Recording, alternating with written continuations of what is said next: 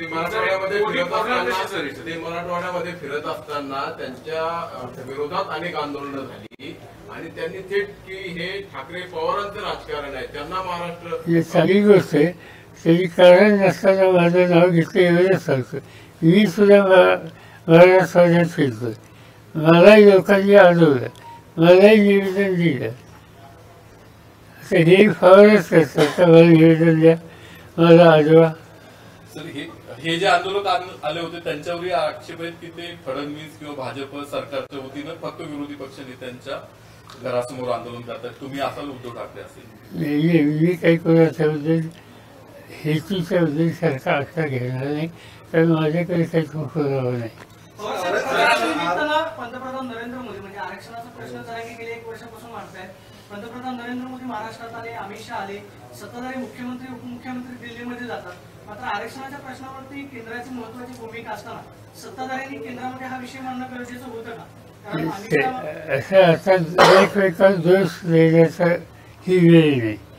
याचा मार्ग कसा निघेल या प्रकारचं उद्या सत्ताधारी पक्षांनी त्यावेळी केलं असेल आणि सांगू चला आपण जाऊया. आज हा वाद आम्हाला वाढवायचा नाही, हा प्रश्न सोडवायला हातभार लावायचा. हा प्रश्न सोडवायला काही पर्याय आपल्याला समोर दिसतोय का? त्याचं सांगितलं याच्या निवडणुकीत मताची विभागणी करावी आणि ध्रुवीकरण करावं असा कुणाचा तरी डाव दिसतो का? काय येत्या निवडणुकीमध्ये मताची विभागणी, मतांचं ध्रुवीकरण करावं, मग मराठा ओबीसी, मराठ्यांमध्ये आणखीन काय कुणबी मराठा असं काही दिसतंय का? माहिती माझ्याकडे काही आधार नाही. तुम्ही म्हणतात त्याला जरांगे पाटील सातत्याने म्हणतात की आम्ही 288 उमेदवार उभे करू आणि 29 तारखेला त्या संदर्भातला निर्णय सुद्धा ते घेणार आहे. लोकशाहीमध्ये प्रत्येकाला अधिकार आहे निर्णय घ्यायचा, लोक उभे करायचा. उभे करतील ते कुणाला समर्थन द्यायचं, कुणाला विरोध करायचा, त्याच्यात काय चुकीचं आहे. आणि माझाही पक्ष काही जागा निर्णय आहे याचं काय आम्ही चुकीचं आहे. आत्ताच्या बैठकीनंतर केरे पाटील जेव्हा बाहेर आले तेव्हा ते असं म्हणाले की ओबीसीतून मराठ्यांना आरक्षण देता येणार नाही असं तुम्ही सांगितलं. यात तथ्य का? कारण बाहेर माध्यमांना तशी प्रतिक्रिया दिली. हा विषयच मी काढले नाही. मी जे बोललो ते सांगितलं. ओबीसीचं देता येणार नाही याची चर्चा माझ्याशी झालेली नाही. या अर्थी मी मुख्यमंत्र्यांच्या बैठकीमध्ये दोघांनाही बोललो होतो. उजव्यांचं नाव नाही घेतलं तुमच्यासमोर. साहेब एक ह्याच्या व्यतिरिक्त प्रश्न, परमबीर सिंगांनी म्हणजे माझे मुंबईचे माजी पोलीस आयुक्त त्यांनी मुलाखत घेऊन ते तुमचं नाव घेत आरोप केले की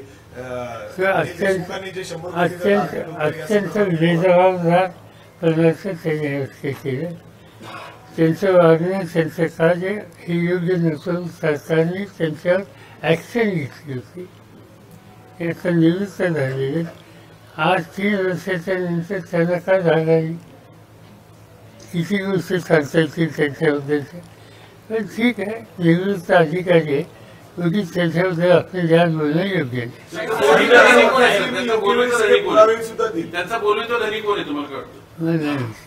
असं देखील म्हणतात की मी योग्य वेळी हे सगळे पुरावे देखील सगळे हवे सांगेल, त्यामुळे बऱ्याच गोष्टी बाहेर येतील.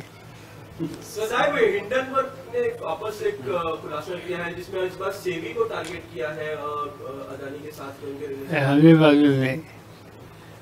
दिल्लीमध्ये मुख्यमंत्री पदाच्या चेहऱ्यावरून मतभेद अजिबात मतभेद नाही. अजिबात म्हणजे अजिबात.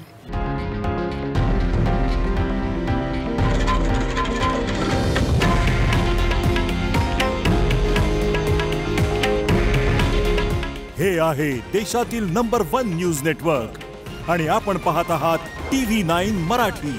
काळजी तुमची, हित महाराष्ट्राचं.